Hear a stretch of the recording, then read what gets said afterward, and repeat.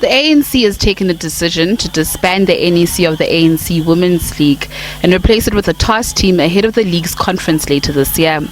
This follows a 2-day special NEC meeting earlier this week.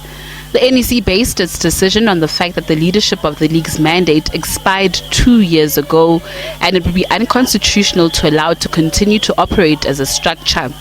They want to have a conference in June of this year. It may not be possible, but we will come back with a new time frame. In terms of the challenges that we are addressing with the ANC Women's League, we'll probably need another 4 months or so for them to go to conference. I don't think realistically we can do it in June. With regards to the party's Youth League, the national leadership has extended its mandate to the end of June.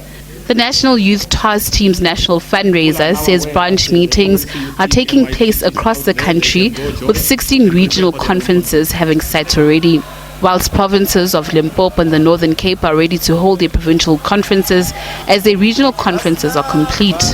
I will say that yes, we are confident that come June, we will sit a national conference of the ANC Youth League. We have suffered, even as the current collective, under the successive disbandments of the ANC Youth League and the lack of a youth voice in South African society. Young people have suffered, and so for us, it's bigger than just being able to pat ourselves on the back and say, finally, we sat a conference. It's actually a political imperative for us to be able to advance our struggle, for us to have a leadership of the ANC Youth League. The Veterans League will also be scrambling to ensure that it can go to its national conference scheduled for October.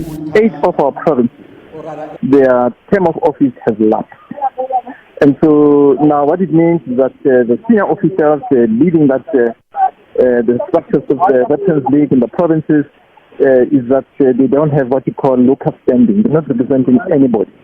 And so it's one thing that the NEC of the Veterans League has to look into it, because the national conference itself must be a conference of branches. 95% of people must come from branches.